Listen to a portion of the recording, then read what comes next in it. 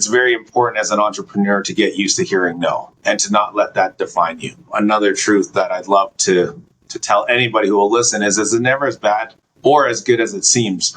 Keep being resilient and working through these issues, because unlike as an entrepreneur, it's up to you to find solutions to your problems. In this episode of the Dispensary Marketing Podcast, I'm really excited to bring you the CEO of Decibel Cannabis Company, Benjamin Z. They're expected to do over $130 million by the end of the year by scaling out their premium cannabis brands. Ben, who came from his parents' basement, 17 years old, selling car parts without Amazon or eBay, to now becoming the CEO of a publicly traded company, he walks through all the lessons learned from being an entrepreneur, from being a dad, and also how to scale premium cannabis brands. I hope you find some value in this video, and I'll see you over there. Ben, welcome to the Dispensary Marketing Podcast. Thanks for hopping on the show. Thanks, Brandon. Thanks for having me. Before this call, I've done a bunch of research on you, and I wanted to start off with like the journey of how you got started with everything, right? So me, on my side, super interested in entrepreneurship. I know this is the Dispensary Marketing Podcast, but overall, I'm an entrepreneur at heart, and I love to hear the other entrepreneur stories. If it's in the cannabis industry, it's absolutely a bonus. So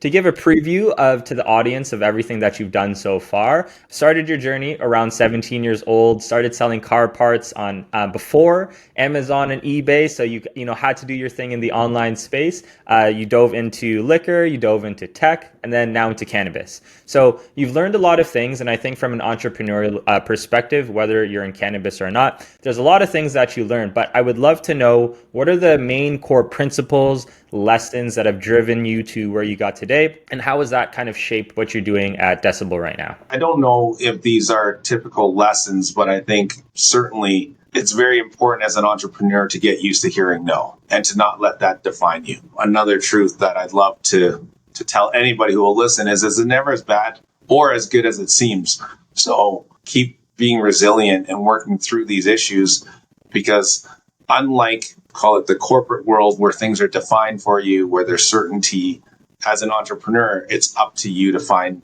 solutions to your problems. And you don't have reputation. You typically don't have a lot of capital.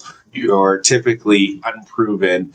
And so all the odds are stacked against you, but that's what makes this journey so rewarding, because finding those solutions and navigating through them gives you the sense of fulfillment, accomplishment, but also is a big reason why there's a disproportionate amount of, whether it's compensation, personal gratification, influence, that comes from being successful as an entrepreneur. The last thing that I think is incredibly important is really to not let, on the same vein, those failures define you. It's really not about the failures. It's truly not even about the successes, but it's how you respond to those failures. And so if you're able to take it in stride, continue moving along and finding those solutions and challenging those problems head on, you'll eventually turn the odds in your favor. I think whether that was me in my mom's basement at 17, trying to build a business in a very new world, the internet economy, to now Decibel running a public cannabis company in a nascent industry, one that's had its ups and downs,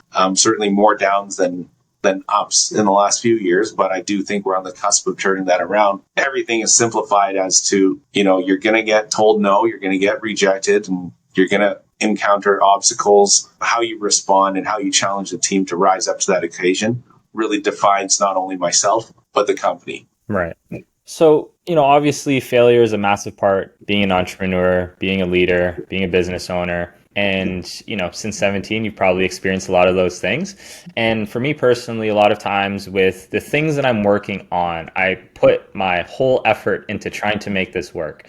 And almost the most demoralizing thing is that you put what you feel to be is your 100% effort at the time, and the thing still doesn't work out in the first place, right? Then it ruins your day, your week, your month, or whatever it is, right?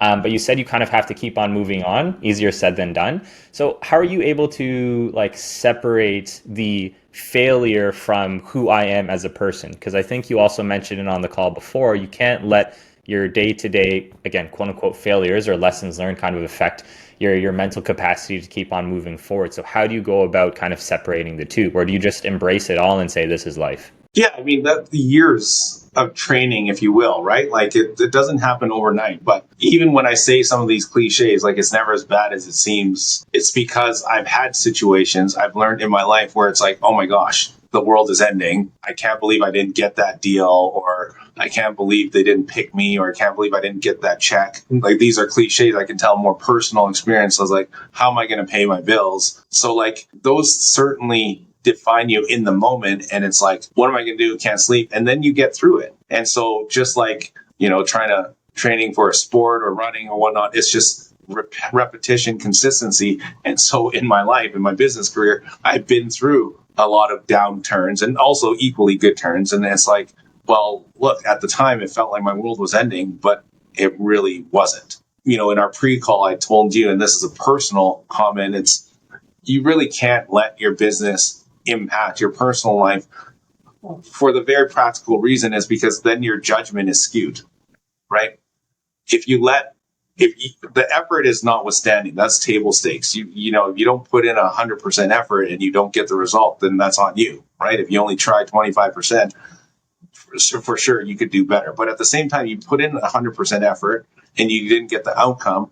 If you let that impact your personal life, then the next time you're encountering that situation or trying to resolve that situation, you're not fully equipped. Maybe you're not sleeping well. Maybe you're not thinking straight. And so why would you put yourself in a situation that's already disadvantaged when you can control that internally, right? And again, easier said than done. But over time, as you realize that, hey, when I don't sleep, I come in cranky and I'm less inclined to solve that problem. So let's try to find a way to sleep. So what is it that's going to get this? Do I go for a walk? Do I go hang out with some friends? Like, let's just get this off my mind so I can sleep. And again, it's just repetition and consistency, like anything else. There's not really any secret to achieving that mindset aside from being intentional and consistent with your habits. Right. Out of all of those failures and rejections, and again, I heard in a previous podcast that you don't even really like using the word failure, right? It's like it's more so just lessons of learning and moving forward, right? But is there one experience of rejection that you possibly took the most amount away from, or at least was the most memorable? Because I know, it's one thing learning the lesson, and it's another thing remembering the lesson that's been taught to you. And a lot of times you need to be reminded of the lesson more than you need to be taught it new. So what's one of the lessons that have kind of stuck with you over time that you kind of follow as one of your frameworks of, living life? My kids probably nag on me for repeating too many of these lessons consistently to them. And so what I'm saying is I do have a lot of them. One that probably sticks out more than most. I had a tech startup, and I think it was, I wouldn't say the heyday, but certainly there was a lot of hype around internal communications, like specifically Slack was raising money at a $4 billion valuation when it felt like it was just a chat app at the time. And in my naivete or overconfidence, thinking that I could build something similar. So unrealistic expectations, and also aligning with the right team / people, right? And so what started with like I could do something better, but not having the same mindset on the team that I built ended up in failed entity. And I think it's true though. Sure, I failed on that endeavor, but I learned a lot, and now I'm very careful about managing expectations and understanding who needs to be in the room on building out some of these expectations. Right. So when you mean who needs to be in the room, do you mean from a skill set standpoint? Do you mean from a culture standpoint? Do you just mean from a number of people? All of the above, but I'm more of a gut feel instinctual person, and so the culture is arguably more important. Mm-hmm. This probably borrows a little bit from my own personal life too, in the sense that I'm not, I guess, formally educated by conventional means, and what yet I've achieved in various disciplines a lot more than somebody who graduated with an MBA or PhD, right? And so it's like borrowing from that own personal experience. It's like if you have the will and the desire, you can get anything done. Making sure that I might be front running a question that you're going to ask later because you've given me this set of questions, but like it's important for me. Biggest acknowledgement was I didn't need to be or want to be the smartest guy in the room. And so surrounding yourself with the right people who believe in the vision, who are excited to accomplish this vision, right? Like it's not just a job to them, it's part of their passion as well. And being able to motivate them, that's arguably like so much more valuable than checking the box and saying, I need this degree or this skill set or whatnot. All that still matters. So I'm not disregarding it, but I think you can't underestimate the human passion and how strong that desire to win is. Yeah, absolutely. I mean, look, like on my side, looking for, let's say, web developers, right? And did a couple interviews, and there's a guy that said the thing that he wants to do when he quote unquote retires is to sit down with his computer, that's his quantum computer in 30 years, and sit down in his backyard and play on the computer, right? And if you can find those people that love the thing that you also find that you think would provide value to the company, I think that is an extremely powerful thing and something that, shouldn't go under the radar at all. Again, resume is one thing, skill set's the one thing, but, passion about the thing itself. And then obviously the culture, if they get along with the other people in the team, I think are very, very important. Yeah. I mean, you're going to especially starting up a business, you're spending a lot of time with these guys. So at the very least, you should like them and make sure that, you guys are fighting for the same things, right? Yeah. So you mentioned you didn't have the quote unquote traditional education in terms of building out businesses and stuff, but you're still building out a publicly traded company. You're scaling cannabis brands. So what would you say are some hard lessons or just lessons in general that your other operators haven't learned that you might be doing differently from them? Yeah, putting me on the spot. I mean, one thing that Decibel has done really well with still room to improve is building out the general admission brand. Mm-hmm. We're a top 5 market share company in Canada, and we do that without having a discount or value brand. And it's a very hard place to build brand in Canada. It's heavily regulated. That's not to say it can't be done. With us focusing on ready to consume and having really strong flavors and delivering a consistency of quality while maintaining the innovative approach, I think we've done a good job establishing brand equity in a very difficult market. To be fair, I think the rest of the industry is also finding its way, and there's a lot of good success stories starting to emerge. This industry is real, right? Cannabis is real. It's not going away.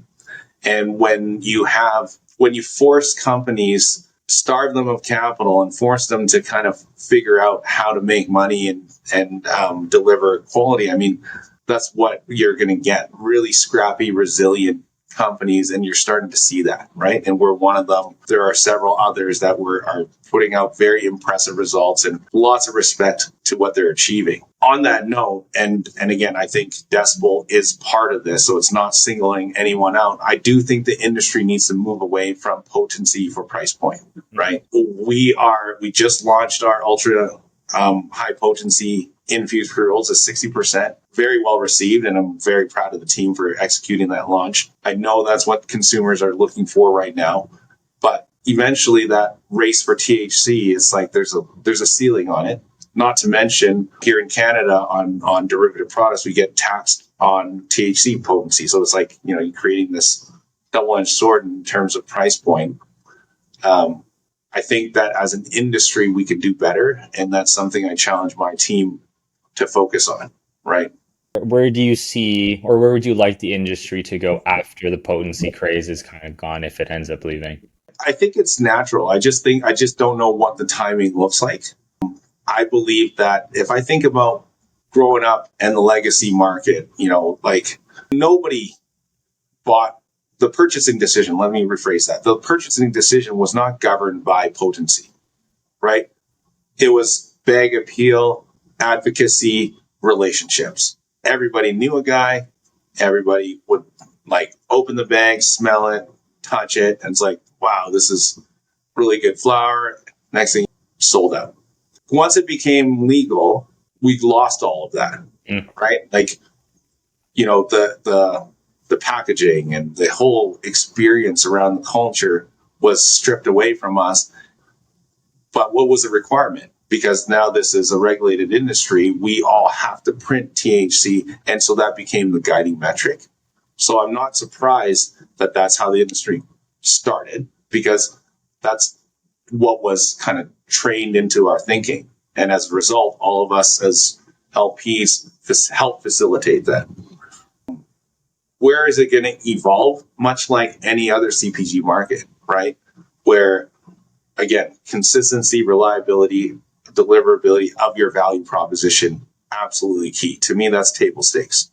So for us with general admission, has to be ready to consume, has to be strong flavors. And this is not a luxury product. It's not a discount product. So we need to be able to deliver value, perceived value for the price point. And I think we're doing a really good job at that. So then the evolution of that becomes, what is the brand affinity? What are the benefits that come from general admission? And that evolved. The only way you do that is over time, right? Like, we talk about some of the more successful CPG brands, and these are decades of history. And so we're, as much as it feels like it's been a long time in the industry, cannabis has only been legal for 7 years, right? And so and if you think about it, started with flower, then vapes and extracts and edibles. We still got some time. So that's where I think, it's a long-winded way, I think brand is going to win over, and it's our job to continue to building on that. Running a dispensary is harder than ever. There are competitors popping up all over the place. So to help you with this, I've talked to 100 dispensary owners from coast to coast, and I developed this 6-stage marketing plan to help you increase your online orders, increase revenue, and also help you have a lineup of people outside your door. So if this is something you want, please check out the links now. So that honestly segues perfectly into my next question about the brand, building out the marketing infrastructure for a non-traditional CPG brand, right? You're not the Febreze that you can go now advertise everywhere. You're a cannabis brand at the end of the day, right? Now, kind of like a double question on this is like, how do you go about figuring out how you want to brand your product? Because obviously you have, let's say, sales metrics. You make a decision on, like you say, the packaging, the product, and the sales will kind of tell you if what you did was successful or not, right? But that's more so like a lag measure. You're going to do the thing, and then you're going to see what happens afterwards. What are the things that you're doing before making the decision to try to increase the probability of success? And then what do you think other people are doing that is probably wrong on the branding and marketing side? Yeah, again, we're heavily invested in data. And fortunately for us, we can take data from the US. Some of the markets, despite legalization occurring at or later than us, have accelerated in growth. And typically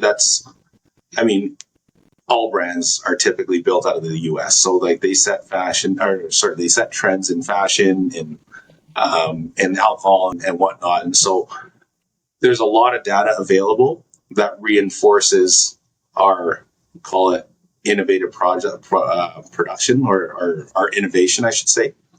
But yeah, everything is very data centric. Now that we've built a following, we start polling our own customers and start understanding what they want to see and what they like. Relationships with bud tenders. So we have our own internal sales team that has constant dialogue with bud tenders. Those guys are the gatekeeper of these conversations with the customer.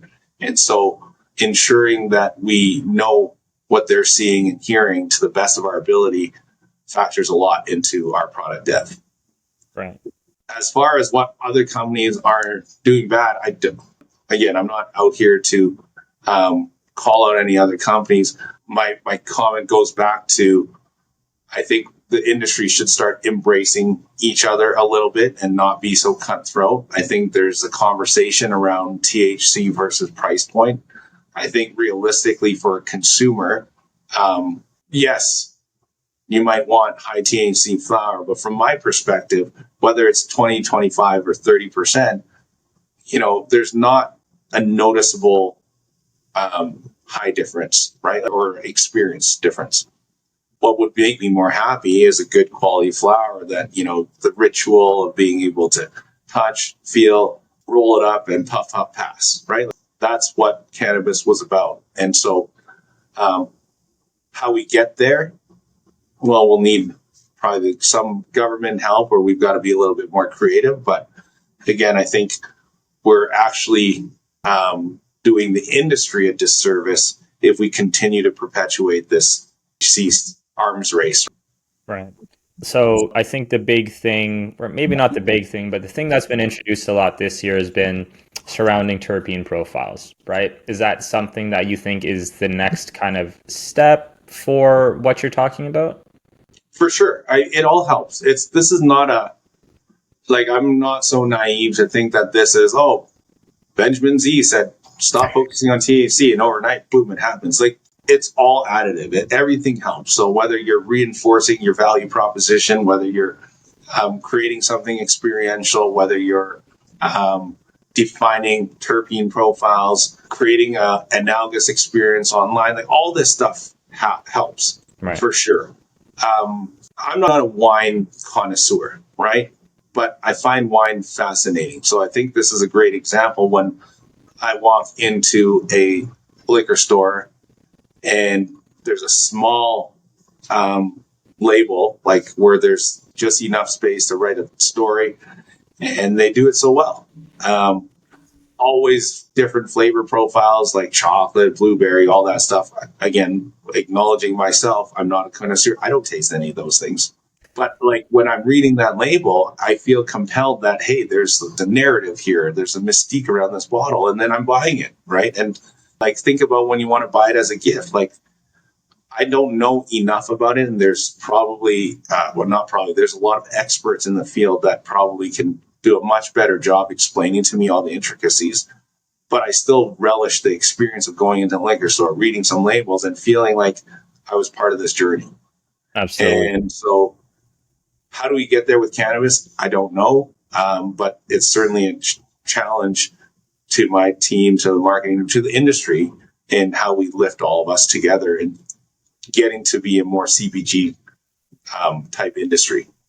Yeah, I mean, the wine thing is very interesting, right? Like, so many different factors, as you say. There's the vineyard, there's the location, there's the year, there's the soil type, there's like all these different things, right? And exactly as you said, I have a joke with one of my friends, and it's like, we went to a wine tour, and they're like, yep, tastes like red, right? Because obviously there are deeper intricacies of the the wine itself. I'm no sommelier, but you don't just have it with wine. You have it with beer. You have the craft beer, right? Even to an extent, you have it with the cigars. You have Cuban cigars, and you have all these different ways that people go about doing different things. And I think, yeah, you're absolutely right. It might not just be about the terpene profile now. It might be about where it's grown. But again, I think all that stuff will come into play. States federally legal. It's not like you can grow something in one state then ship it to another state, right? So I think there's also other things kind of playing a part into the lack of marketing that we can have as well, right? But you hear people saying it again, this say pre-legalization, like, this is West Coast Kush or whatever it is, right? And that was a lot of the conversations before about where this stuff came from, legal or not legal. But you're right, it introduced a different level of conversation than highest THC potency, all that stuff. Yeah, again, like just trying to get to that experience, I think is going to help us win, right? Like, it's storytelling, it's the mystique, it's all that. So we'll get there. Like I said, the wine industry has been around for hundreds of years. So, but that's when you ask me like where I'd love it for it to start moving towards. That's what I would like to see. For sure. So a big trend these days, and especially when these things first started before the terpene profiles and all this stuff, buyer behavior, highest THC potency, lowest cost. And the thing that I'm finding with a lot of the interviews with the retailers that I'm interviewing is that it's a big race to the bottom, right? It's, who can sell the cheapest ounce, right? Because people are going to come in and buy this for the highest THC potency. You mentioned before that you're selling more of a premium product and you're not having to market yourself as a discount brand. So how are you dealing with all of this stuff, and how are you essentially able to kind of fight against the market that's seemingly trying to, bring the price lower and then lower? I think I'm guessing some of those comments might be from American dispensaries, because I think the Canadian kind of race to the bottom was last year. to a certain extent, it still happens. Don't get me wrong, but I do think that we're a healthier supply demand curve, I guess, here in Canada. What really happened was less so about what we did as a company. I mean, there was unfortunately record bankruptcies and insolvencies and pulled a whole bunch of, I guess, production out of the space. But even as it stands right now, it's a very fragmented market. And so what I mean by that is there's a lot of companies that control bits and pieces of the market share. And it just makes it very inefficient. I think this plays off on my earlier comment. I think if you continue to buy THC for price point, it will be a race to the bottom. And you're eventually, there's a lot of companies that just can't compete at that scale or at those price points. But in my experience, as just like in my own personal experience, nothing to do with business, there's a market for everybody. Mm-hmm. Right? So like, whether you're, doing shopping at Walmart or Whole Foods, there's a market for everybody. And these stores or retailers or products have found their customer demographic. So I don't believe that an entire industry can be wiped out because it goes price. It's driven by price point and there's a race to the bottom because eventually there's bifurcation and segmentation. And so I think we're starting to see that here in Canada. And I hope Decibel can be one of those companies to start pushing that narrative a bit more forward. I don't know if that answers your question, but I'm not concerned about defending against the pricing dropping to the bottom because that's not our demographic, nor does it fit our asset profile, right? We don't have a value brand today, certainly not in flower, and that's not something we can participate in because we don't have outdoor/greenhouse grow where we can get a price point that's economical for the business. So, same comment. I think, over time, market segmentation is going to happen and we got to pick and choose where we participate. Yeah, I think it's tough because, it's on the retailer side. And typically when you're selling things, just in general, it's just a price per value equation, right? Like, is the customer getting an exceeding amount of value for this thing that they purchase regardless of the price, which is why exactly like you say, people will shop at Whole Foods and people will shop at No Frills, right? What I'm seeing on the retailer side is a mix of things where a lot of retailers, and again, I'm definitely just kind of broad brushstrokes over all the retailers with this comment, but a lot of times, especially with the single mom and pop shops, they weren't necessarily the business owners with the 20 years. Very interesting, and it's honestly very good to hear on the Canadian side that discrepancy of price to value is actually increasing over time and not decreasing into lower sales and stuff like that.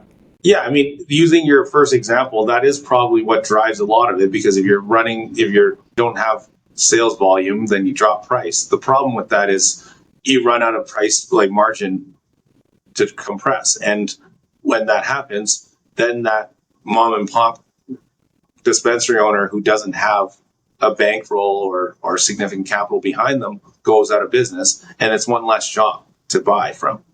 And when you start to snowball that, you're left with the appropriate supply demand balance and then proper margins, right?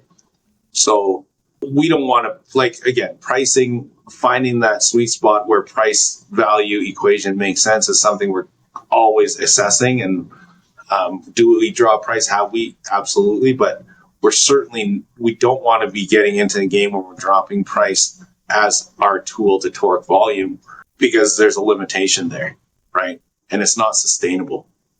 Right. Taking it back to, you, Ben, as the CEO, there's the losses side where you kind of think retrospectively, you think internally, how do I be better? How do I take away from this failure and learn a lesson to moving forward? But on the flip side, you also get your wins, right? Yes, I closed this deal. Yes, this is the greatest day that's ever happened to me. Or, you have that roller coaster. I'm not sure if you've seen that entrepreneur roller coaster where it's like, you feel, like this one day, you feel the bottom one day, and it's kind of up and down, up and down. And it's easy to maybe, if you get a string of wins, say to yourself, I think I have this figured out. I don't have it all figured out, but this is great. Everything is good. So how do you make sure you stay sharp and avoid complacency, especially now that you're not just running something, in your parents' basement or anything like that, but now it's a public company with a lot of people that, are relying on you to make sure that you're staying sharp all the time? Yeah, I mean, it's a good question, and I'll take you back to how we started this. Like, you're as bad as it seems, but it's also not ever as good as it seems, right? So, that roller coaster curve, I would be the one, if we're using mathematical terms, to try to normalize it and be keeping my own personal emotions and like well-being straight line through it. That would be optimal case. I'm not perfect. So do I lose my temper? Absolutely. Do I celebrate and get excited when something might be around the corner? For sure. But over time, again, as with consistency, I start to develop that, like, and you learn from everything. So for the most part, certainly in business, I'm sure my kids might think I'm not nearly as even-tempered as they'd like. But for the most part, I'm pretty level. And I think my job here requires that. Like, I believe in leading by collaboration. I believe that we've got a very strong and talented team, and it's my job to challenge and push them through and align their skill sets to get to the desired outcome, to generate Decibel's strategic value and execution. But the best way to do that for me is not to overreact, to not come and lose my temper, to yell, to spend a bunch of money because all of a sudden we've got record sales or anything like that, to not overreact. And I think I've done a pretty good job of that.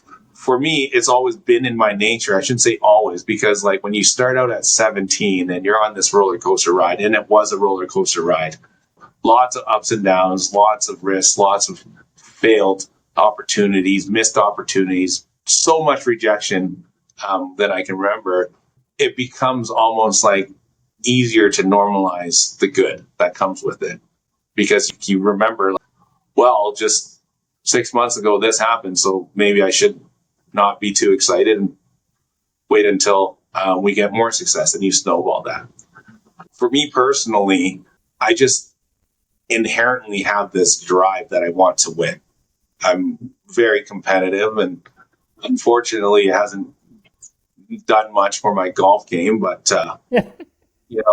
I do really like to win, and I have a competitive spirit. And I think complacency, I never really concern myself with that because it's not in my nature. One other thing, another truth I live by, a lot of this stuff is going to, when my kids listen to this, there goes dad again. He keeps saying these same things, but how you do anything is how you do everything.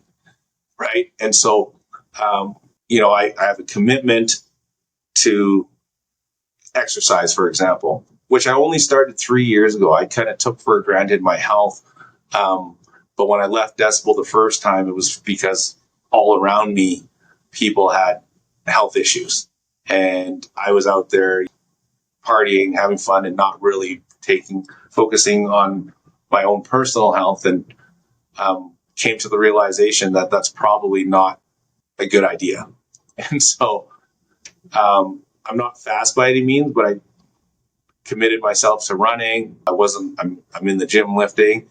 And now I do that as part of my routine because I believe that that level of consistency makes its way into the business, right? How do I show up day in, day out? And again, I don't want this to make it seem like I'm perfect. I'm always in here 100% optimistic and ready to go. There are days where it's more difficult. But I've found that it's easier for me to get up to go to work knowing I believe in what I'm trying to do than it is to get up for a run in a Calgary winter. It's dark, it's cold, and I'm like, I'll still do it, but I've never had an issue getting up, going to work. There are bad days where I'm like, you know what, this is going to be a rough one, but I know if I get through it, there's going to be a better day on the backside of it. And so, yeah, for work, it's never been an issue. Absolutely. Lastly, where can we find Decibel? Please plug all of your info. Yeah, well, I mean, Decibel's found nationwide. So General Mission, Quest, Vox, these are our brands. We recently launched the ultra high potency infused pre-rolls, so 60% plus. As I'm talking out of one side of my mouth saying like we don't want to push the potency, we're out there doing it because I do think right now today consumers are looking for that, and so we want to give them what they want. We're high grading our vapes, so liquid diamond vapes have been launched and again super well received, so very excited to see how that turns out. We also have our flower. I'm sure, I don't know how global this audience is, but our flower is in Germany, UK, Australia, Israel. Those are the bigger markets. We have a few other smaller countries, and we're Pubco. So we trade on the TSX Venture under ticker DB. Depending on your audience, whether they're looking for products, if they're looking for a stock to buy, that's everything there. Fantastic. Ben, well, look, I appreciate you taking the time out of your busy day to impart some words of wisdom. I know you mentioned your kids a few times, and I'm sure that right now they might not be looking forward to all the lessons that you have. You're a dad, you're a mentor, you're a leader. And I for sure have, kind of taken the words of advice that you've had on this call. And again, you might need to kind of tell them a couple times because I know I didn't listen to my parents when I was younger, but that's how these things go. So really appreciate you hopping on the call. And this was really, really great. Thank you. Yeah, no, I appreciate you having me on. And if like one thing, and I told you this in our pre-call too, like I wouldn't be where I was if people that have lived the journey didn't take even 10 minutes or coffee to spend some time with me. So happy to do this for you and your audience. And if it helps even one person, I'm satisfied with that. So thanks for having me, buddy. No worries. Thank you very much, Ben. And for those of you who are still listening, that's it today. I'll see you next time. Talk to you later. Hey, according to YouTube, this is the best next video for you. Go ahead and click it now.